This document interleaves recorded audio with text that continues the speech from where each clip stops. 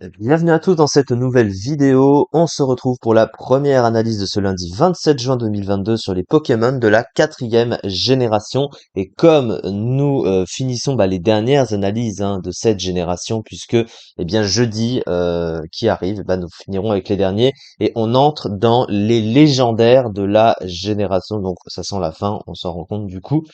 Et du coup, on va commencer avec un trio bien connu en 4e génération. C'est le trio des gardiens des lacs, globalement, puisque vous savez que dans Pokémon Diamant, Perle et Platine, il y a 3 lacs. Le lac Savoir, le lac Courage et le lac Vérité. Et dans chacun de ces lacs, il y a une sorte de Pokémon, une sorte d'esprit appartenant et protégeant, enfin étant gardien du lac. Donc le fait de les appeler gardiens des lacs. Et du coup, on va faire ces 3 Pokémon-là. On va commencer avec le gardien du lac Savoir, donc Créelf.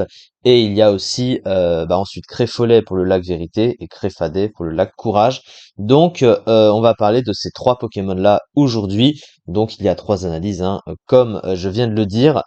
Donc on va partir tout de suite avec Créelf du coup pour commencer. Alors Créelf, qu'est-ce que c'est en stratégie? Alors, il possède le type Psy pur. Alors le type Psy aujourd'hui, c'est considéré comme un type assez moyen. Il était fort dans les premières générations, mais à partir de l'arrivée du type Ténèbres et du type Acier en 2e génération, il est devenu de moins en moins fort avec le temps, parce que le type Ténèbres est immunisé au type, il est super efficace dessus. Le type psy, qu'est-ce que c'est globalement? C'est 3 faiblesses pour 2 résistances, dont une à lui-même. La résistance combat est évidemment très utile, mais il a des faiblesses gênantes. Insectes et Nevespec, c'est des faiblesses gênantes. Le type psy, offensivement, a un bon coverage neutre, mais il est super efficace que sur 2 types. Il n'a pas un potentiel offensif si grand que ça. Vous voyez qu'il est super efficace sur 134 Pokémon. Il est résisté par quelques Pokémon. Le type acier, évidemment, résiste à ce type. Et pour un Pokémon, en fait, le truc, c'est un Pokémon défensif, mais t'as besoin quand même de jouer sur sa puissance, parce que sinon il est trop passif, c'est un peu son problème d'ailleurs.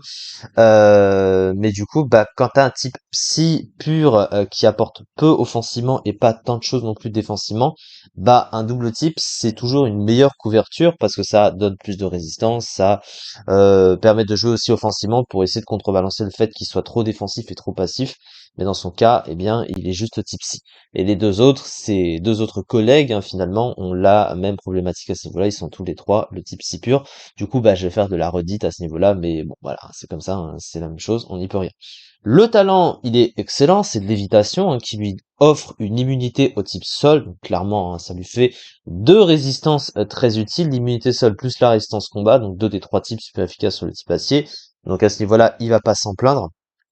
Au niveau de ses statistiques, du coup, la première des choses qu'on remarque, c'est ses défenses. 130 dans les défenses, ce qui fait qu'il a d'excellentes défenses. Alors sa base PV est moyenne, mais ça fait quand même un bon bulk, 75 en PV. Par contre, sur le plan offensif, 75 en attaque et 75 en attaque spéciale, c'est vraiment pas ouf. Il a une vitesse de 95 pour un Pokémon joué défensif, en tout cas plus défensif qu'offensif, c'est une bonne vitesse de Pokémon défensif. Mais cela étant, il aurait préféré taper plus fort que ça parce que malheureusement, il se retrouve à être un peu trop passif.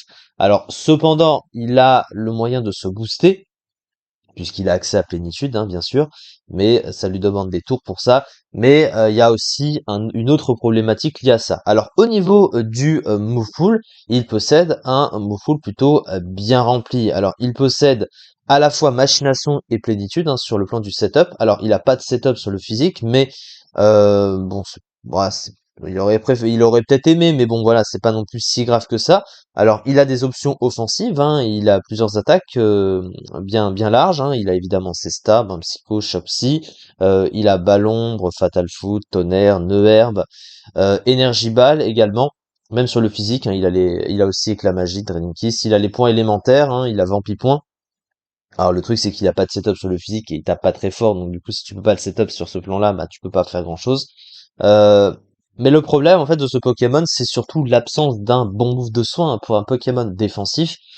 Pas de bon move de soin, il a pas vœu, il a pas soin lui-même, il a que repos, et ça on regrette que le Pokémon repos ça force le Pokémon à dormir, tu perds des tours sur le terrain, voilà c'est un peu compliqué.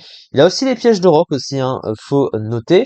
Il a cage éclair aussi, il a tour magique, il a les écrans, il a demi-tour, donc il peut même pivoter, mais il est trop passif, il a pas un moyen suffisant de se soigner sur le terrain, donc il peut perdre des tours pour laisser l'adversaire se placer et c'est compliqué. Puis il suffit surtout que tu le bloques, bah, tu le bloques sur le terrain, qu'il puisse plus faire grand-chose avec ses attaques.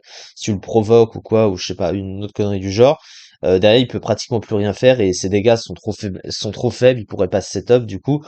Donc ce Pokémon vraiment a un manque de puissance évident et a une passivité sur le terrain et surtout il peut pas se soigner, donc ça c'est vraiment compliqué. Des statistiques défensives excellentes, une bonne vitesse pour un Pokémon rarely used. Rarely used, c'est pas vraiment ça, hein, il les a dus hein, maintenant. Hein. Un move pool de soutien assez riche et un talent utile qui lui donne une immunité aux attaques de type sol. Un type C moyen défensivement, aucune attaque de soin, que ce soit soin ou c'est ce que je viens de dire. Et son type C, oui, est pas vraiment ouf, on est d'accord. Et du coup, le Pokémon, alors, il est top tier de son tiers, quand même, il faut le dire. Il est 9e, mais du ZU, donc le pire tiers stratégique du jeu, hein, pour un Pokémon légendaire, quand même, il faut dire que c'est quand même pas ouf. 19,65%. Alors, évidemment, dans un tiers où les Pokémon sont beaucoup plus mauvais, hein, c'est les pires Pokémon du jeu, lui, bah, il apporte plus parce que, bah, ses défenses, son soutien, il apporte plus à des Pokémon qui en ont cruellement besoin dans ce tiers-là, mais évidemment, comparé à d'autres, c'est vraiment pas ouf.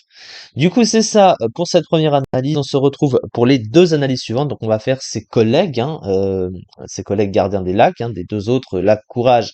Alors, ce sera d'abord le lac Vérité et ensuite le lac Courage. Donc, Créfolet puis Créfadet. Merci beaucoup de m'avoir suivi en tout cas pour cette vidéo et à très vite pour la suite.